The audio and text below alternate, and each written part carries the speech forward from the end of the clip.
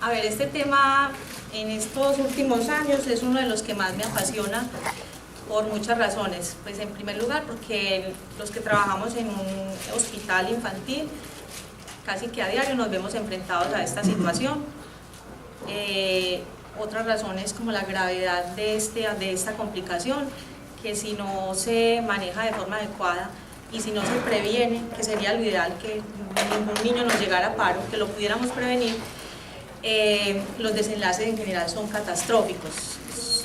Los desenlaces de un paro o son la muerte o un daño neurológico que casi siempre es permanente. Raras veces digamos que es reversible y el niño se puede recuperar. Para empezar, les quiero recordar la cadena de supervivencia pediátrica, que de acuerdo a las guías de reanimación, las últimas del 2015, pues se actualizó y se hizo énfasis en algunas diferencias con el adulto. Esta cadena de supervivencia es más aplicable en el paro extrahospitalario, ¿sí? Son como los pasos más importantes que uno tiene que tener en cuenta para que finalmente el niño pueda tener un buen desenlace. Sin embargo, cuando uno la mira, yo pienso que casi todos los eslabones también se cumplen en el intraoperatorio, porque como vamos a ver, siempre el pilar básico de un evento de estos es la prevención, y yo creo que en el intraoperatorio también, de acuerdo a los estudios que vaya presentando, van a ver que muchos de estos paros pueden ser evitables. Entonces el primer eslabón es totalmente válido en el intraoperatorio, al igual que los demás, la reanimación básica, pedir ayuda, ¿sí? Hacer ya un RCP avanzado y por último hacer unos buenos cuidados posparo cardiopulmonar. ¿Qué vamos a tratar entonces en esta presentación? Vamos a tratar 5 tópicos, todos muy importantes, pero obviamente vamos a hacer más énfasis en unos que en otros. Vamos a hablar en primer lugar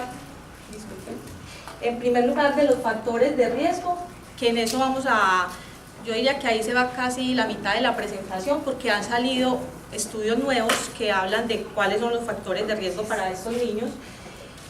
Las causas en general, predictores clínicos, vamos a hacer también mucho énfasis en el manejo y por último en unos cuidados posparo básicos que están recomendados en las últimas guías de reanimación, pero también en un artículo que enseguida también vamos a ver, que para mí es uno de los más importantes en relación con este tema, que fue publicado hace más o menos 3 años y que sigue hasta el momento vigente, o sea, prácticamente los cambios son mínimos.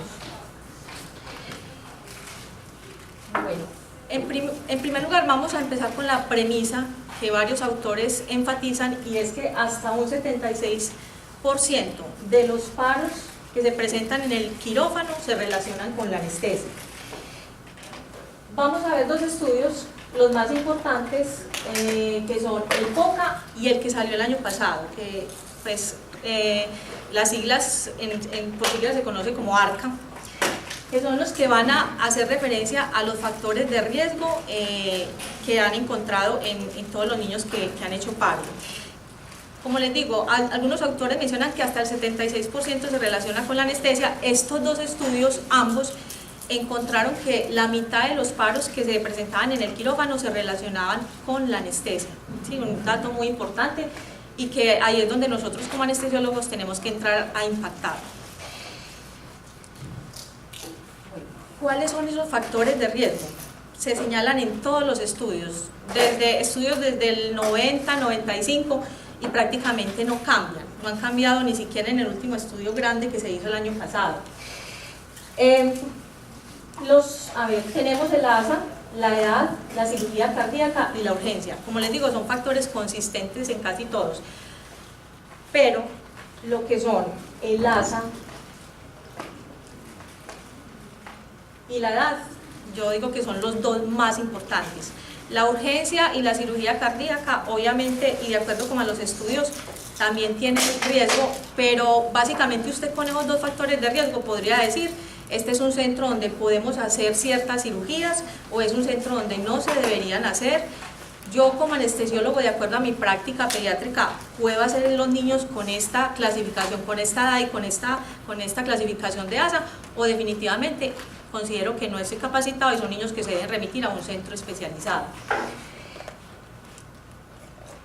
Vamos a repasar los últimos estudios. El año pasado básicamente son dos muy importantes. El uno, este que salió en anestesia pediátrica, que habla de incidentes críticos. Este estudio agrupó todo lo que se consideró incidentes críticos, entre ellos estaba el paro cardíaco, pero además también consideraron complicaciones cardiovasculares, complicaciones respiratorias, errores de medicaciones, bueno, todo lo que, de acuerdo a los anestesiólogos que estuvieron involucrados, consideraban que podía ser un incidente crítico.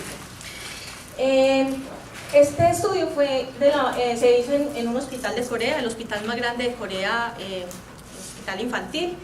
Es un hospital que más o menos atiende 49.000 cirugías pediátricas al año.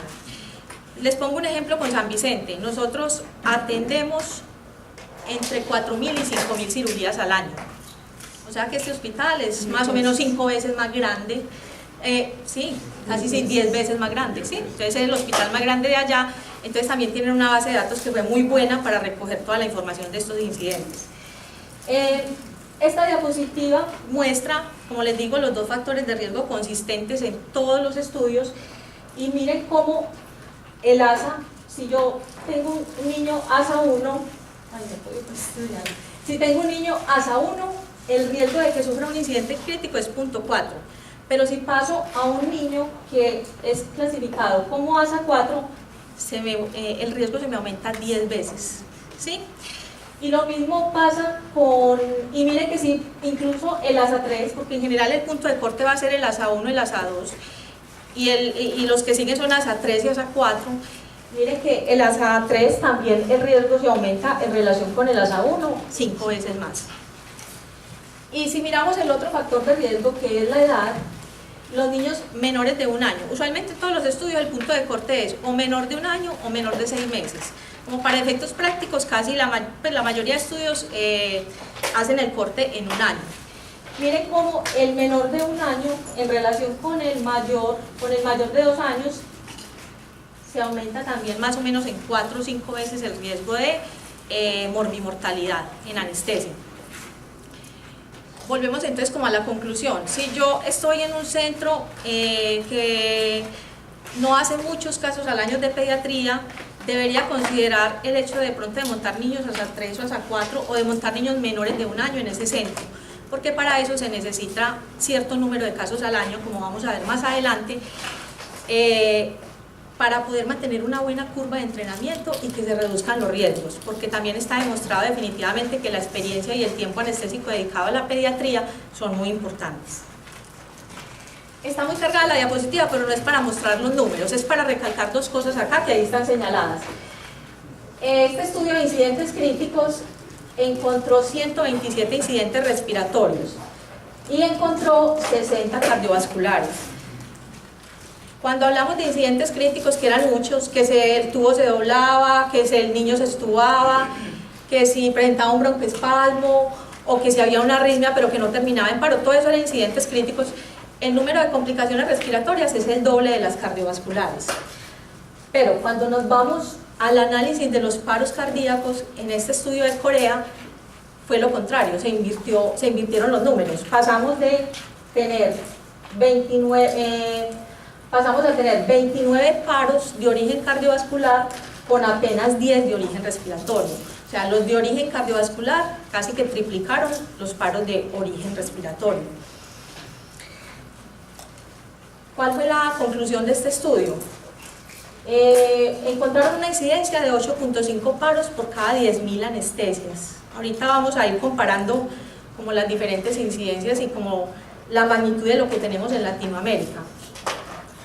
Y encontraron, que esto sí me pareció bajo para ese estudio, encontraron que la incidencia de paros relacionados con la anestesia era solo de 1.62. Cuando ya analizaban todos los casos se bajaba mucho, o sea, esto digamos que no soportaría lo que dicen algunos autores, que hasta la mitad se relacionan con la anestesia. Sin embargo, a través de los diferentes estudios, las definiciones de qué se relaciona con la anestesia cambian. Entonces eso hace que algunos subestimen y otros sobreestimen la verdadera incidencia de paros relacionados con la anestesia. En conclusión, que me parece muy importante, ellos dicen que el 58% de los incidentes críticos son por error humano, o sea que son incidentes que se pudieron haber evitado, que más de la mitad, los que se enfatizan, son prevenibles, y que la principal causa del paro fue de origen cardiovascular. Bueno, pasamos al siguiente estudio del año pasado. Para mí es uno de los más importantes. Si comparamos con algunas características metodológicas de este estudio, yo lo pondría en algunos tópicos por encima de los estudios POCA que conocen muchos, ¿sí? ¿Por qué? Es un estudio de un único centro. Digamos que ese sería como alguno de los defectos del estudio, pero es un estudio muy importante porque es una base de datos de Boston, del Hospital de Niños de Boston, que la empezaron de forma prospectiva desde el año 2000 y se terminó en el año 2011, o sea, fueron 11 años que estudiaron toda la población pediátrica. Eso les dio más o menos un número de anestesias pediátricas muy altas, o sea, 276.209 anestesias. Eso más o menos les da 22.000 anestesias por año. En el de Corea, disculpen, me equivoqué, ellos tenían 49.000, pero fue un periodo de 5 años. Entonces, si eso usted lo divide, más o menos le da 6.000 anestesias al año, que sería algo parecido al hospital infantil de nosotros. Este quiere decir que 276.000 en 11 años, eso más o menos da 22.000, 23.000 anestesias al año. O sea, es un hospital grandísimo. El número de camas son más de 600. Si volvemos a comparar con nosotros, el número de camas de nosotros del hospital infantil es de 200 camas, o sea, es un hospital 3 veces más grande. Y en Colombia yo creo que no hay hospitales tan grandes, hasta donde sé, el de la Misericordia es el que tiene el mayor número de camas, que es 300, más o menos 330. Pero no hay pues como mayores datos, no sé si haya un hospital que pueda tener más camas que esas. Bueno, entonces, ¿qué pasó con este estudio? Encontraron una incidencia de 5.1. Entonces, comparado con Corea, que era 8.6, ¿sí? Tienen una incidencia más baja de paros. Esta incidencia es por cada 10.000 anestesias. Todos los estudios siempre la determinan sobre este número de 10.000, y que relacionado con la anestesia era el 2.6, o sea, se cumple la premisa que dicen varios autores que la mitad se relaciona con la anestesia. Me voy a detener en estas gráficas porque son muy importantes y porque más que controvertir, yo creo que apoyan los datos que nos dieron los estudios POCA. Si miramos el mecanismo del paro, en estos estudios tuvieron 31 paros de origen cardiovascular, o sea un 43%, y de origen respiratorio tuvieron el mismo número, 43% también, 31 paros. Otro tipo de paros ya fue pues menor la incidencia, sobre todo relacionados con transfusiones sanguíneas o con errores de medicamentos. Si nos detenemos, por ejemplo, a mirar en los de origen cardiovascular, vemos que la hemorragia fueron 7 paros, mientras que la isquemia o la arritmia dieron cuenta de casi el doble de paros. Y si vemos en la parte respiratoria, pues es un poquito inespecífico porque hablan de incapacidad de ventilar o de oxigenar, y eso puede darlo muchas situaciones. No sabría no decir exactamente cuál fue el mecanismo, pero algo importante es que también tuvieron un número, miren, un número grande en obstrucción de la vía aérea. Otros datos interesantes de acá de esta primera tabla es el momento en que ocurrió el paro. Entonces, la mayoría fueron, digamos que en el trasoperatorio, durante el mantenimiento anestésico, pero un número muy importante fue durante la inducción.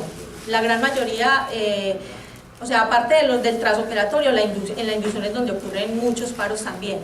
En el despertar y en el traslado a la unidad de cuidados intensivos o de cuidados posanestésicos hubo muy poquitos casos.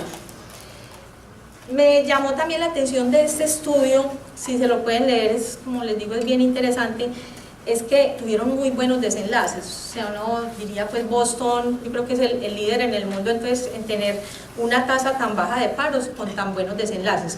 De todos los paros que tuvieron, sobrevivió el 92% de los niños. Solo 2 casos, que eso da menos del 0.5%, quedaron con secuelas neurológicas. De los que murieron, que es un 8%, casi todos murieron sin salir del hospital, todos fueron muertes intrahospitalarias. Bueno, la segunda tabla de este estudio era algo que ellos querían demostrar y que uno siempre, pues como anestesiólogos, como que siempre hablamos de ese factor, y ellos en el estudio trataron de comprobarlo, y era la experiencia del anestesiólogo. O sea, además del ASA, aquí hay una cosa importante con el estudio, y es que ellos, todas las variables que querían estudiar como implicadas en la causa de los paros, siempre se ajustaron por edad y por ASA. Entonces, ese factor siempre lo ajustaban, y miren lo que pasó. Entonces, cuando miraban el lugar donde ocurría el paro, los años de experiencia del anestesiólogo, que los dividieron en 4 grupos, menos de 6 años, o el que llevaba más experiencia, o los que llevaban más experiencia, que eran más de 17 años, cuando miraban el número de casos de niños que cada anestesiólogo hacía, que también lo dividieron en 4 grupos, el rango académico de la persona que atendía los paros, si era un profesor, si era, pues ellos tienen también el rango de profesor asistente, asociado, si era como tal ya pues un profesor de mucho tiempo de experiencia y de todos los rangos académicos ya posibles, y si era el número de días que uno daba anestesia. Entonces miren que casi todas las variables, así, fueron, a ver, 1, 2, 4 variables que se relacionaban todas con la experiencia del anestesiólogo. Inicialmente algunas de estas variables dieron que eran significativas, cuando le hicieron pues las pruebas estadísticas, el valor P, pero cuando ya hicieron el ajuste por edad y ASA, ¿qué encontraron? Ninguna fue significativa excepto una, y fue el número de días que el anestesiólogo daba anestesia pediátrica, y eso lo vamos a ver en la conclusión. ¿Qué quiere decir lo de ajustar por ASA y edad? O sea, son variables tan fuertes que en muchas de esas variables la que explica la complicación es el ASA y la edad, ¿sí? Cuando se hace el ajuste. Bueno, entonces vamos a concluir comparando los POCA y el ARCA del año pasado. La incidencia, el POCA es un estudio que no fue diseñado para calcular incidencia, no es posible porque fue un reporte voluntario. Entonces, si usted tiene un reporte voluntario, lo más que haya mucha subinformación o que muchos paros no se reporten, por muchas razones, a pesar de que era un estudio muy grande que implicaba entre 50, o sea, iban recolectando el informe por año, y más o menos entre 50 a 70 instituciones cada año se inscribían para ir como digamos registrando o reportando los casos de paro. Entonces, la verdad, esta incidencia está subestimada porque, vuelvo y lo digo, hay muchas razones por las que varios paros no se reportaron. Esta para mí es una incidencia muy confiable porque está basada totalmente en una base de datos, y cuando uno revisa lo que estos autores hicieron para recoger toda la información y que no se les perdiera nada, o sea, fue exhaustiva todo el esfuerzo que hicieron para que por varias bases de datos que ellos tienen, registros de calidad, todo eso, no se perdieran estos casos. La metodología, como ya lo expliqué, el uno es reporte voluntario, el otro es una gran base de datos. El POCA no hizo ajuste de riesgo para varias variables, por edad y por ASA, el ARCA sí lo hizo.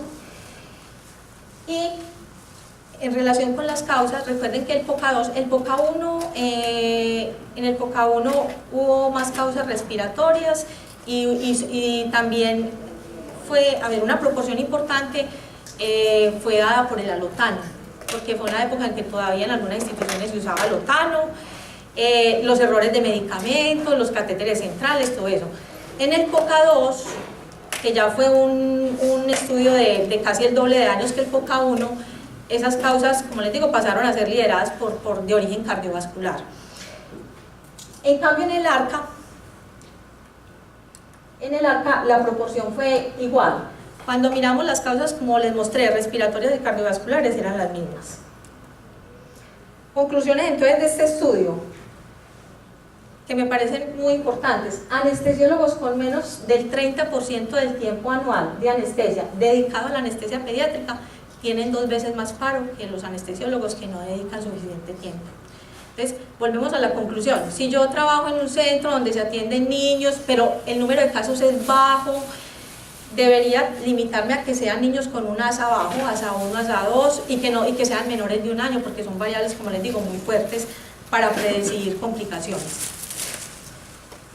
Y esta es la conclusión que sacan varios autores, no solo los del ARCA, sino también los británicos, todas son muy consistentes.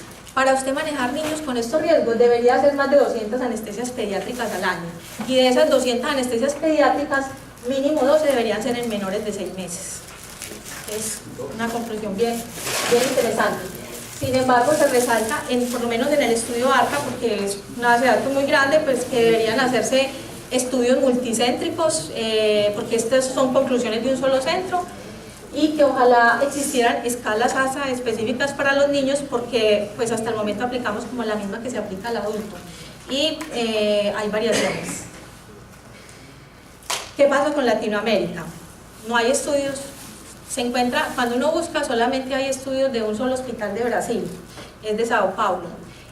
Por lo menos es autores que también son como muy apasionados por el tema, ya han hecho 3, 4 publicaciones, ellos hicieron 2 estudios de incidencia y hicieron un primer estudio en los 2000, ellos encontraron una incidencia más o menos, creo que el primer estudio fue de 20.45, el primero.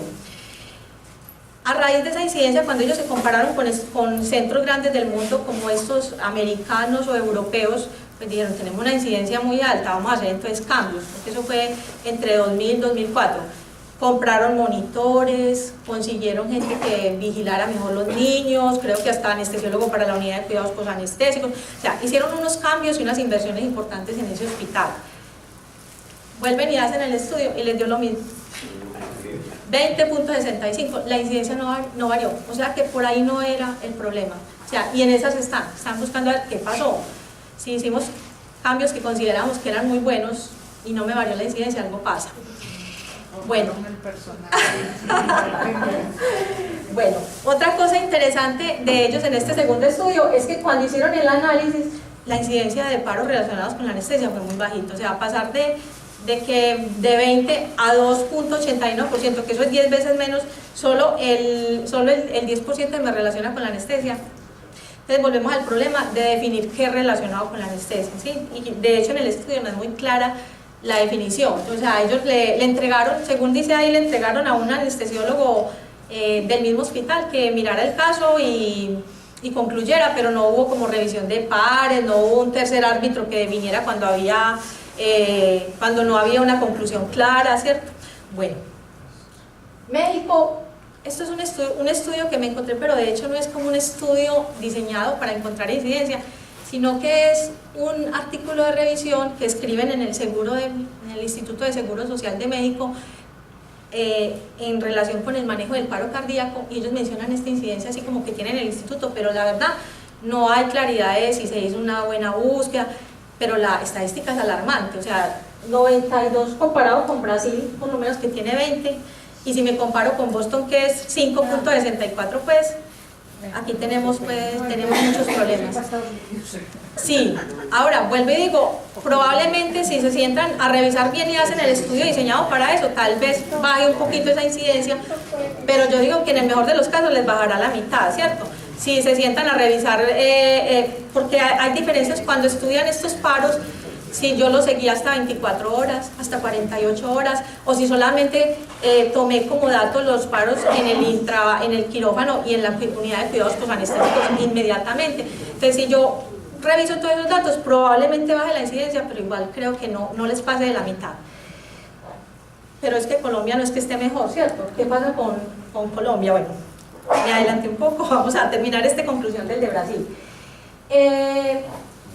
Interesante que encontraron ellos, además de que tienen una incidencia alta en relación pues, con el resto del mundo. Miren cómo se les subió la incidencia cuando hablábamos de neonatos y lactantes, 179 y 92 por cada 10.000 anestesias, o sea, digamos que es prohibitiva la cifra, ¿cierto? ¿Por qué? Volveríamos a la razón de mirar qué pasa si en el hospital de pronto no tienen unidad de neonatos, o sea, habría muchas variables ahí que jugarían para que tengan esta incidencia tan alta. Miren que si comparamos la incidencia de ellos relacionada con la anestesia, se acerca casi al estudio de Boston, ¿cierto? Entonces uno diría, estamos casi igual, pero si se ve el número grande, el de 20, están 5 o 6 veces más. Interesante en Brasil, que eso yo creo que pasa también en varios países de nosotros, que en vez de la causa cardiovascular, la de origen respiratorio predomina. Entonces para ellos fueron los paros de origen respiratorio los que más contaron en esta estadística. Pero si nos vamos a Colombia, pues estamos peores porque no tenemos ni siquiera estudios, ¿sí? Nosotros en el hospital empezamos un estudio, ya lleva casi año y medio, y nos dimos a la tarea. Estamos en esas, esperamos que el informe esté más o menos para mitad de año, pero puedo adelantar algunas cositas de lo que llevamos. Creo que la incidencia nos va a dar por encima de la de Brasil. Pues no estamos tan cerca de México, pero sí vamos a estar de pronto por ahí, por el lado de Brasil o más, en lo que llevamos del hospital revisado. Y una causa que no aparece en la mayoría ya de estudios ni en países desarrollados. Creo que nosotros de lejos la sepsis va a ser la principal causa de paro en el hospital. Ahora, puede que en otras, si hubiéramos tomado datos, ojalá hubiera sido de toda la ciudad, de varios centros donde se hace pediatría, probablemente esta causa se diluiría un poco, porque este es un centro pues, de tercer nivel, se manejan niños graves. La sepsis es mucho de niños que llegan remitidos de áreas rurales muy alejadas. Sí, entonces, y esos son los que más nos están contando en esta estadística.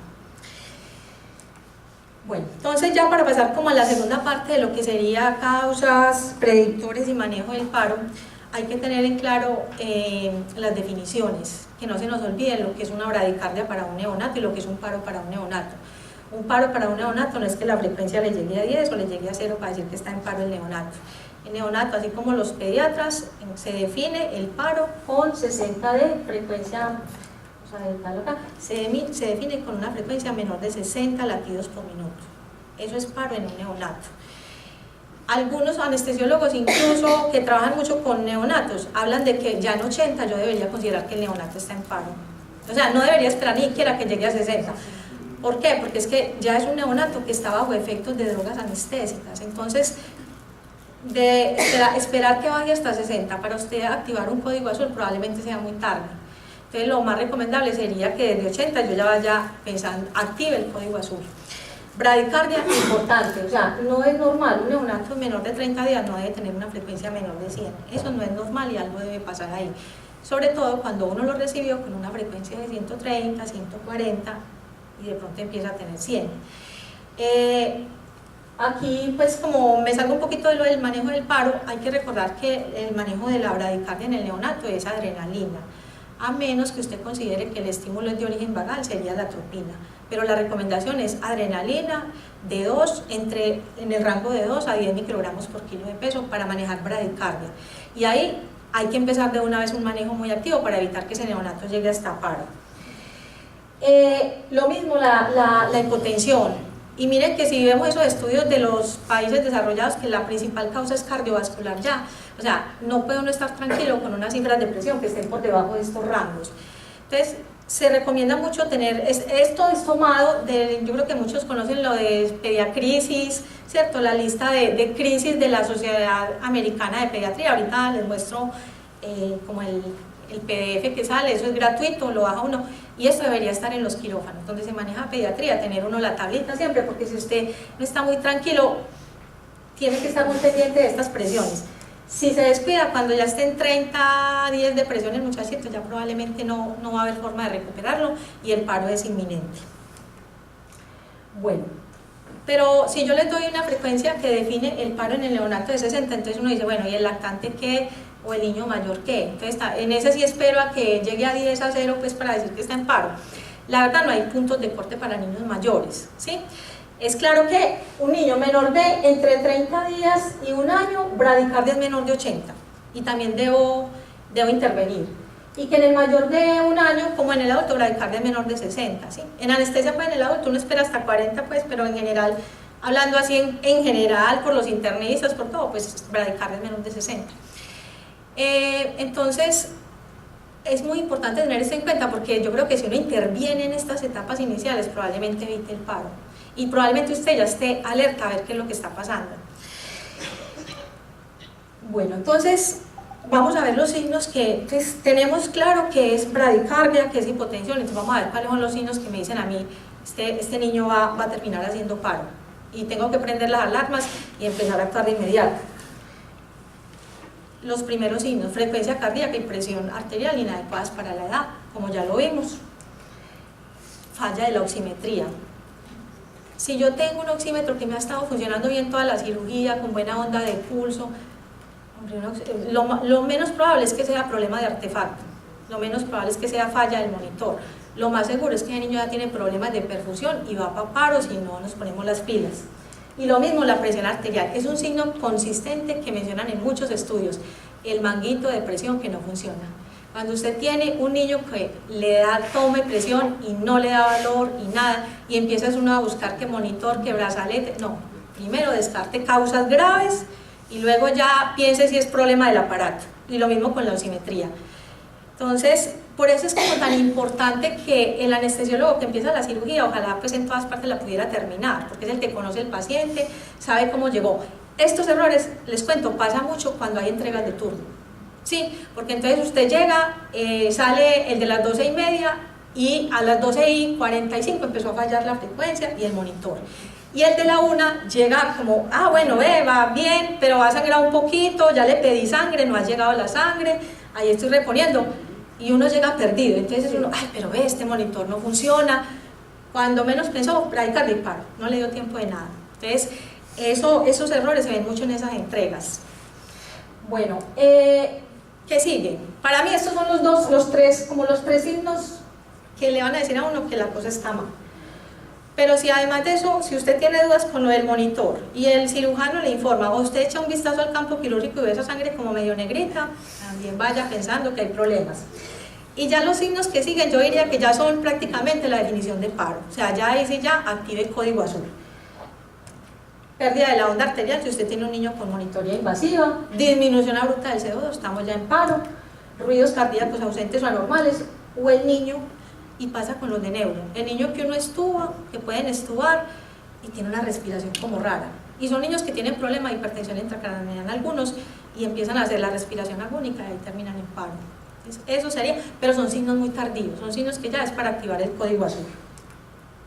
Este es el artículo que les decía, a mí me encanta ese artículo porque yo creo que resume todo lo que un anestesiólogo necesita en quirófano para saber de paro cardíaco y el manejo. Y uno lo revisa, y revisa las guías de reanimación y eso no ha cambiado casi nada, es muy poquito, casi que ellos en el artículo se adelantan algunas cosas que en las guías de reanimación confirman, en relación con el manejo de la temperatura, el manejo de la desfibrilación, muchas cosas. Entonces, es un artículo de anestesia analgesia del año 2013, es muy bueno, como les digo, tiene todos los datos que usted necesita. Bueno, entonces casi que el manejo nos vamos a basar en lo que dice este artículo y al final pues complementamos con lo de pediatricis y lo de las guías. Hay que tener, primero que todo, en cuenta unas definiciones, que usted en un paro va a tener como dos fases. La primera es cuando se da el paro, que es en el momento en que yo hago el diagnóstico, y el inicio de la reanimación cardiopulmonar, que se conoce como la fase de no flujo. La segunda es el intervalo de bajo flujo, que es cuando una vez iniciada la reanimación, o digamos el inicio entre la reanimación y el retorno a la circulación espontánea. Esa es la segunda fase. Y hay que tener en cuenta que en el paro intraoperatorio tenemos una alta tasa de retorno a la circulación espontánea, es uno de los paros que tiene mejor pronóstico en cuanto a sobrevida y a bajo déficit neurológico, porque son paros siempre presenciados, muchos de ellos ya tienen la vía aérea asegurada, el recurso de reanimación está ahí a 2 pasos, entonces es por eso que los paros en general en anestesia tienen muy buen pronóstico. Posibles causas, más adelante vamos a volver a recalcarlas, pero así como se menciona también en adultos, las H y las T, ¿sí? Siempre recordarlas. Yo diría que de las H, la mayoría son causas que vienen avisando desde hace rato. Si hablamos de hipovolemia, el niño viene hace rato avisando que viene con problemas de hipovolemia. Lo mismo los casos de hipoxemia, la mayoría también avisan. Ahora, a veces tenemos la mala suerte porque sobre todo entre los recién nacidos uno tiene 2 grupos. Yo siempre pues, cuando hablo de los neonatos siempre les digo, tiene 2 grupos. Tiene el neonato que primero se desatura antes de pasar a bradicardia. Y tiene el neonato que es el que le da a uno más miedo, que es el que simultáneamente con la hipoxemia hace bradicardia. Y ese es el que hay que correr, ¿sí? Porque el otro, mientras usted revisa y trata de oxigenar, te da tiempo antes de que haga la bradicardia. El segundo grupo no. ¿sí? Bueno, entonces, en general estos de las H son, como les digo, causas que se pueden, que avisan, que hay tiempo de corregirlas. Las T son más súbitas, más abruptas y muy catastróficas a veces, ¿sí? El neumotórax, un tromboembolismo, la toxicidad por anestésicos locales o por algunos medicamentos, el estímulo quirúrgico. Creo que este no funcionó. Bueno, esto es así el pantallazo. Acá no me voy a detener, pero eso es lo que sale en el artículo que les acabé de mostrar, y así es como uno se tiene que comportar en un paro. Entonces yo no voy a empezar aquí como en cada diapositiva a dar la lista de esto, no, la vamos a trabajar sobre el algoritmo, porque así es que usted en un paro le toca. O sea, usted tiene que hacer 20 cosas al tiempo, a la misma vez, y por eso son los algoritmos son por eso. No se los deben presentar a uno en texto, porque eso no es que primero me pasa una cosa, entonces hago esto, no, todo al mismo tiempo. Si miramos la primera parte del algoritmo, entonces estamos ya en la situación de paro cardíaco intraoperatorio, sin pulso. Lo primero que tienen que hacer, todo es simultáneo, aclaramos, ¿sí? Pero hay que tener en cuenta que se debe rápidamente asignar roles, que ahorita vemos una tablita que recomienda el artículo sobre el asignar los papeles. Preparar desfibrilador, pedir ayuda, si usted no tiene la vía aérea asegurada, asegúrela inmediatamente, el CO2 monitorizarlo todo el tiempo, y la meta durante todas las fases, tanto de la fase sobre todo de la segunda, de bajo flujo, es mantener el CO2 por encima de 10, un buen masaje cardíaco que me logre esta meta, inmediatamente detener la cirugía. Y todas estas otras acciones son simultáneas también, que yo creo que uno ya como anestesiólogo las hace de manera refleja. Cierra gases, ahí mismo sube el oxígeno, la FiO2 al 1, y se detiene todo lo que le esté pasando al niño, incluyendo relajantes, opioides, analgesia, anestésicos locales. La hiperalimentación es una causa importante, a una vez se le olvida. Si está recibiendo esas infusiones, eso tiene altas cargas de potasio, ciérrenla también. O sea, se cierra todo lo que usted, mientras aclara qué es lo que está pasando, cuál es la causa, todo se detiene. Bueno, pasamos a la segunda parte del algoritmo. Aquí de nuevo volvemos a recalcar lo de las H y las T, o sea, eso es simultáneo, usted tiene que ir pensando de una vez qué es lo que puede estar pasando en ese paciente, pero es muy importante que en ese momento haga una verificación si usted tiene un ritmo de asistolia, que es un ritmo que no es desfibrilable, o un ritmo desfibrilable. ¿Sí? Entonces, si pasamos primero al ritmo de asistolia, tiene que seguir una RCP inmediatamente, y la adrenalina se convierte, o sea, en el paro cardíaco por asistolia los pilares básicos son el masaje y la adrenalina, teniendo el masaje mejor evidencia sobre la adrenalina. El masaje que sea, bueno, ahorita miramos, más de 100 por minuto para garantizar una buena perfusión. La adrenalina, 10 microgramos por kilo, dosis de reanimación. Y si usted no tiene vena, que puede pasar en un escenario un laringoespasmo sin vena, por ejemplo, un niño hipovolémico que le llega al quirófano que no se ha podido tener acceso, por lo menos por el tubo endotraqueal, y se pasa 10 veces la dosis venosa o intraósea, ¿sí? Porque la intraósea y la venosa es igual la dosis. Se debe estar chequeando el ritmo cada 2 minutos. Entonces se recomienda que siempre haya 2 personas que den masaje, porque eso cansa mucho, y cada 2 minutos se debería hacer el cambio entre cada reanimador, y en ese mismo momento, mientras hacen el cambio, hay que estar chequeando el ritmo.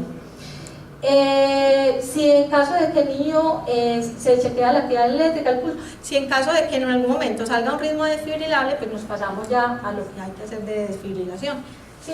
Pues si tenemos un ritmo desfibrilable, la primera dosis de carga que se va a dar es de 2 a 4 joules por kilo de peso. Hay algo claro con los desfibriladores, es que si usted no se acuerda, si no tiene idea, por lo menos es muy fácil grabar, que las paletas pediátricas son para niños menores de 10 kilos en general, y que más de 10 kilos usted podría utilizar las palas del adulto, ¿sí? Bueno, una vez dada la descarga, se reasume la reanimación cardiopulmonar. En ese momento, sin chequear el ritmo, rápidamente se pasa. Hay que considerar en un ritmo desfibrilable si de pronto tienen un paro por hipercalemia o por toxicidad por anestésicos locales. por cuestiones de tiempo acá yo no puedo traer pues como cada paro en específico, que es el paro por toxicidad por anestésicos locales, pero una recomendación que recalcan ahí en el artículo para toxicidad por anestésicos es que la dosis de adrenalina no es de 10 sino de 1 por kilo apenas, porque cuando usted empieza, pero es cuando inicia la solución intralipídica, porque la adrenalina le quita eficacia a la solución intralipídica para la toxicidad, entonces la dosis se debería reducir en esos casos. Afortunadamente, a mí no me ha tocado ver el primero, pues, pero en algún momento puede pasar. Se reasume la reanimación, se chequea el ritmo de nuevo, si es desfibrilable, si de pronto ya está en la sistolia, no es desfibrilable, pasaría uno de nuevo a este algoritmo, y si es desfibrilable, se continúan, y pasamos ya a dar una segunda descarga que va a ser también de la misma dosis, ya de 4 joules. Se reasume de nuevo, aquí ya estamos considerando dar adrenalina, vuelvo y le digo, les digo en las guías es clase 2B, clase 2A, clase 2A para niños, es clase 2B para adultos, pero para niños es clase 2A. Y esas dosis de adrenalina se van a repetir cada 3 a 5 minutos. Si el ritmo sigue siendo desfibrilable, usted pasaría a una tercera descarga que ya la tienen que aumentar, que sería entre 4 y 6 joules. Y 10, 4 y 10 joules, y reasumir lo mismo la reanimación, y en ese momento, una vez dadas 3 descargas y no ha salido ese ritmo, hay que considerar la amiodarona o la lidocaína. Ambas son buenos antiarrítmicos, con la salvedad de que si estamos sospechando una toxicidad por anestésicos locales, pues la lidocaína no aplica, ¿cierto? Nos pasamos a la amiodarona, que ahí está también la dosis que se daría por kilo en los niños, y de acuerdo como al tipo de arritmia considerar el uso de magnesio y considerar, dicen algunos autores, pero sin mucha evidencia, también el uso de vasopresina, pero no tiene demasiada evidencia. Y miren todas las cosas que tengo que estar haciendo simultáneamente, a pesar de lo que ya vimos primero, aquí tengo otro montón de cosas para hacer simultáneamente. Las compresiones que estén todo el tiempo por encima de 100 por minuto, dándolas de buena calidad, estar cambiando cada 2 minutos el que da el masaje, el CO2 por encima siempre de 10, y de hecho el CO2 también se considera como una medida de la calidad de quien está dando el masaje. Entonces, si está menos de 10, a veces puede ser agotamiento del que está dando el masaje, no necesariamente que el niño pues definitivamente no va a salir o no va a responder. En centros, evitar la hiperventilación, dar ventilaciones de 8 a 10 por minuto, en centros donde uno, pues yo creo que en Medellín no tenemos forma, pero donde se dispone, como en Boston, la vida ideal, pues en Boston, a los 6 minutos de yo tener el paro, si el niño no ha salido, debería estar activando el equipo de circulación extracorpórea, el equipo de ECMO, oxigenación de membrana extracorpórea, y allá lo hacen, ¿cierto? De hecho ahí pues lo reportan en un estudio, y por eso creo que la tasa de paro es baja, pero cuando usted ve la sobrevida es muy alta, o sea es 92%, y es porque tienen todos estos recursos. Ahorita miramos, si el niño está en prono, igual el masaje no se puede demorar, enseguida está también pues la figura de cómo inicia uno el masaje cuando tiene un paciente en prono, que a veces nos tocan los pacientes de neuro, ¿sí? Hacer el masaje no se puede retardar y esperar mientras que lo voltean en supino, nada, el mismo cirujano o uno mismo si toca darle masaje mientras hacen alguna cosita ahí sobre la herida quirúrgica para poderlo voltear a supino y seguir el masaje. Aquí hay una medida que es controversial, el artículo la señala controversial y las guías de reanimación yo diría que ya lo dejan claro. Acá dice, considere aplicar hielo a la cabeza, que supuestamente lo haría el anestesiólogo que esté manejando vía aérea, porque para un evento de estos mínimo deben ser 2 anestesiólogos manejando esta emergencia, y que el que manejara la vía aérea sería el que esté pidiendo el hielo y ya pensando en enfriar esa cabecita, pero en las guías de reanimación, y al final el mismo artículo también dice, hay controversia, y no podemos recomendar la hipotermia, entonces eso como es controversial, ahorita miramos qué es lo que recomienda la guía. Bueno, acá hablan ya de lo que sería la ventilación, y miren que esto es muy importante, que lo resaltan los autores del artículo, y es tener claro cuáles son los papeles de cada uno de los participantes en el paro.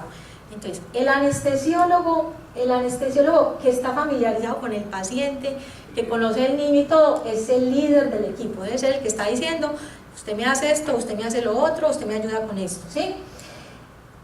Va a tener lo ideal que llegue un segundo anestesiólogo, o sea, si a uno le toca solo, pues ni modo, pero si está acompañado, el segundo anestesiólogo es el que usted le va a asignar el papel de que le maneje la vía aérea y que maneje toda la parte ventilatoria, que usted se desentienda de eso. Debe tener compresores, que en este caso son 2, porque hay que estarlos cambiando cada 2 minutos, y que estos pueden ser el cirujano, puede ser una enfermera que nos ayude, pero que sean siempre 2 personas que estén colaborando. Debería tener o un cirujano o un anestesiólogo, que sería como un tercero en caso de que usted tenga problemas con el acceso intravascular, alguien que le canalice rápidamente pues un central o un acceso intraóseo, que sería una persona que se dedicaría solo a eso, y que lo debe hacer es un cirujano o un anestesiólogo para un acceso intraóseo. Debería también tener una anestesióloga o también otro compañero que se dedique solo al manejo de administrar las drogas y los líquidos. Un monitor, que sería el que está pendiente sobre todo de lo del ritmo, el que está mirando, que también lo mismo, puede ser enfermera, cirujano.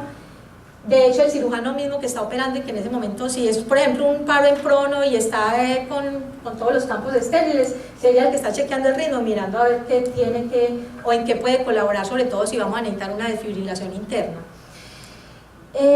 Y por último, que es muy importante, una enfermera que esté anotando todos los tiempos, las medicaciones, y este sería para el prono. Recuerden entonces siempre, como lo recomendado es siempre no demorar, porque esto es evidencia 1A, el masaje cardíaco, que un paciente en prono, estas son las 2 formas en que usted haría el masaje y se inicia sin esperar. Si no tenemos incisión en la línea media, si la incisión es acá arriba o es en otra parte del cuerpo, digamos más baja, lo ideal es darlo en la línea media, así como están acá las manos. Pero si tengo una herida abierta, que pasa, como les digo, pacientes de columna, de neuro, que son pacientes que sangran mucho y pueden terminar en paro por hipovolemia, nos toca dar el masaje en ambas escápulas. Eso lo menciona el autor y me pareció muy importante traerlo porque eso no lo tenemos como nosotros en los servicios y debería implementarse. Es tan caótica la situación que por eso es que se necesita una persona que esté anotando todo, solo dedicada a anotar, pero a la vez deberíamos tener como una cartica de estas para paro, como un registro anestésico específico de paro. ¿Qué es lo interesante de acá? Aquí tiene todo para estar chequeando ritmo, anotando el nivel de CO2, llamar para oxigenación de membrana extracorpórea, la desfibrilación, las cuentas de todo, pero una cosa que es por eso es que es valiosa esta cartica, es que además de toda esa información, tiene como lo que se llama una ayuda cognitiva, y es que la persona que en ese momento de tanto caos va a tener esa ayudita en la carta donde le dice que tiene que hacer rápido ante una situación de paro. Sí, que hay que detener la cirugía, que eleve el oxígeno. Esa persona con esa cartica se va a ayudar para estar mirando que eso se esté haciendo. No, pues aquí hay que más o menos 20 ayuditas ahí mnemotécnicas que o sea, la persona que tiene el registro específico de paro es el que va a estar chequeando, esto lo hicimos, esto no, esto falta, porque los demás en el caos no van a poder estar pendientes. Están las listas también en el artículo de todas las drogas intravenosas o intraóseas, las dosis. Es una lista como de 30 40 fármacos. ¿Por qué puse la tablita? Pues porque la idea no es que miremos cada fármaco, y señalé la adrenalina, que de todos los medicamentos pues es la que tiene, la que se usa inmediatamente, la que tiene más, digamos, más eficacia en una situación. De nuevo, para resaltar la dosis, para recordar que si usted tiene un niño, estamos hablando de pediatría, la dosis máxima sería la misma que usted aplicaría en un adulto. Cuando tiene el paro, pone una dosis de 10 microgramos por kilo, pero sin pasarse de 1 miligramo.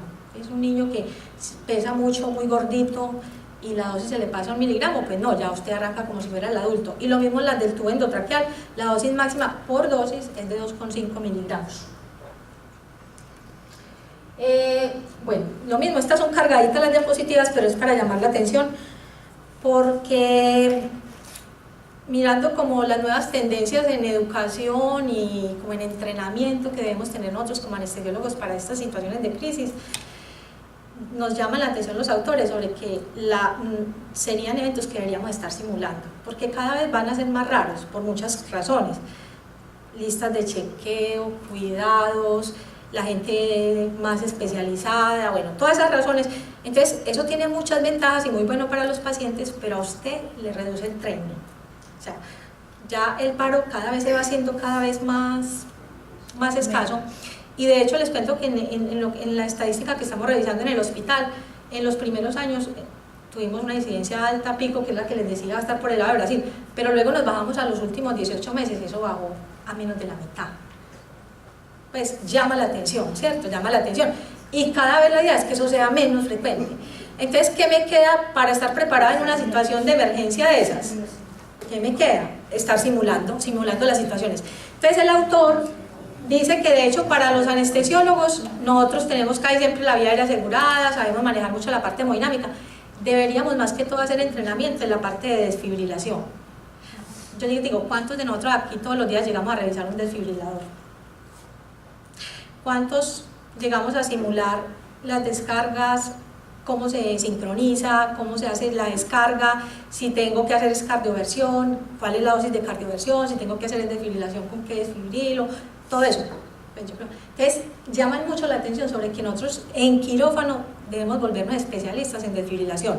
Ustedes dan varios ejemplos acá interesantes y esto es lo normal que yo utilizo para un paro, ¿sí? Lo que miramos de 2-4 joules, todo eso.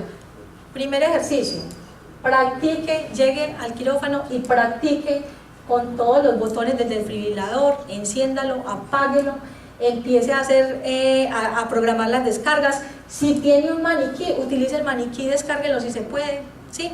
Entonces, y miren, son ejercicio 1, ejercicio 2, ejercicio 3, ejercicio 4, 5, y son diferentes casos para cardioversión, casos para desfibrilación.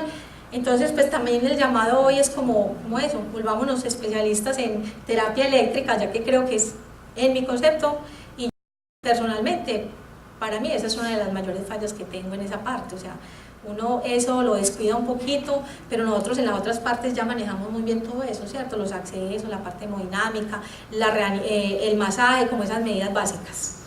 Bueno, esta era la carta de los eventos críticos Pedicrisis, que es de la Sociedad Americana de Pediatría. Pueden entrar a internet y lo descargan gratuito, está ahí en la página, y miren, por lo menos tienen, son 27 casos de crisis, y muchos de ellos ni siquiera los van a encontrar o sea, son muchos de esos casos, puede que uno se jubile y no lo vea, ¿cierto? Pero muchos de esos, precisamente porque no tenemos entrenamiento, nos puede ocurrir y no vamos a saber qué hacer. Entonces, por lo menos en el hospital tenemos nosotros tenemos ahí pues yo puse ahí un librito como con todas las crisis. Esto es todo un librito así completo, lo tenemos ahí en una de las máquinas de anestesia, por si algún día nos ocurre alguna complicación, uno va a su librito, rápidamente alguien va y mira si ayuda ante un posible diagnóstico que tengamos en una de esas crisis. Por ejemplo, aquí les muestro una, la del paro cardíaco. Entonces miren, si yo miro acá, ahí está la tablita, es muy clara, dice que se hace rápidamente. Esto es lo mismo que miramos del algoritmo del artículo. Acá las H son más, en el otro veíamos que eran 4 H's, aquí aumentamos a la H de acidosis, ¿sí? Iones hidrógeno, y a la H también de hipoglicemia, que no estaba en el otro artículo. Y también incluyen una nueva T, que es el trauma, sangrado desanguinante, y lo mismo, todo lo que es la reanimación, que se hace, se apagan los gases, la epinefrina, la dosis, todo. Tenemos el algoritmo si en el caso de que el paro sea un ritmo desfibrilable, y también miren que les muestran cómo se maneja un paro cardíaco en prono. Sobre todo este es muy gráfico, este es mostrar cómo inicia usted el masaje, si lo hace sobre la línea media, si lo hace a los 2 lados, el del lactante cómo se haría, ¿sí? En un niño bien pequeño. Bueno,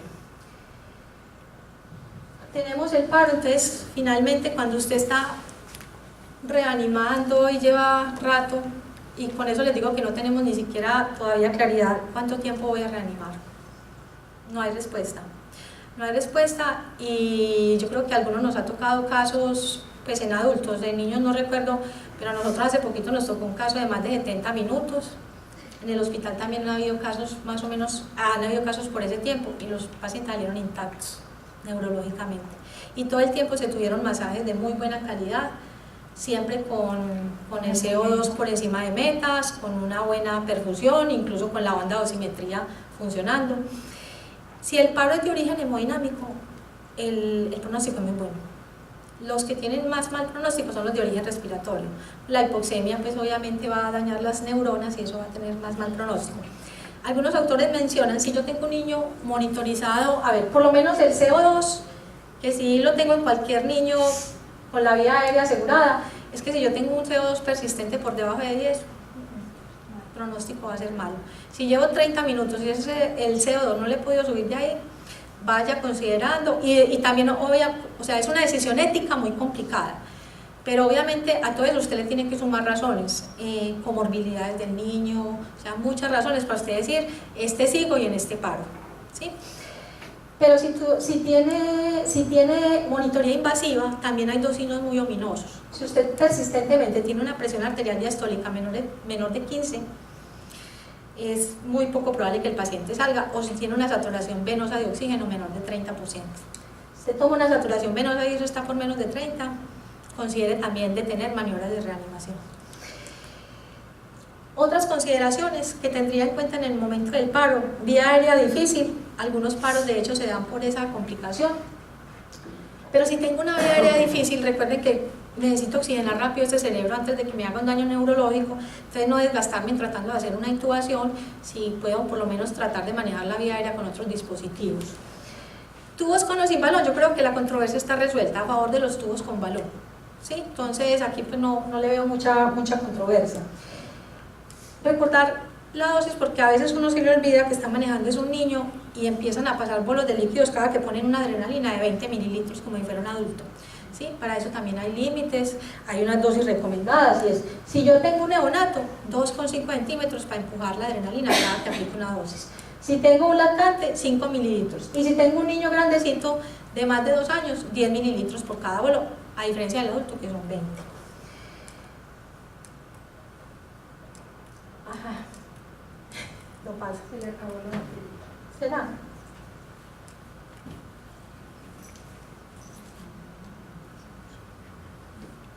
Bueno, algo también me parece práctico, importante, porque uno en el medio del caos también a veces se le olvida si es un niño. En el adulto es muy fácil 1 miligramo pues una ampolla cada que necesita una dosis, con un niño hay que hacer diluciones. Entonces usted, ay venga, entonces fulanita, vea, entonces una ampolla en 10 y luego va a tomar de ahí 1 centímetro hasta otros 10. ¿Cuánto tiempo se demora haciendo eso? ¿Sí? Entonces, es muy práctico, por ejemplo, si es un niño muy pequeñito, diluye una ampolla en 100 de jalimo y ya sabe que de entrada eso le quedó 10 microgramos por kilo de peso, ¿sí? Entonces, con 10 microgramos por kilo de peso, pesa 5 kilos, 5 centímetros, pesa 2 kilos, 2 centímetros, ¿listo? Como la idea es no sobrecargar el niño de volumen, entonces si yo ya tengo un niño más grandecito, 8, 10, 12 kilos, entonces diluyo mejor 2 ampollas, ¿sí? Para que me quede 20 por kilo de peso y reduzco el volumen a la mitad.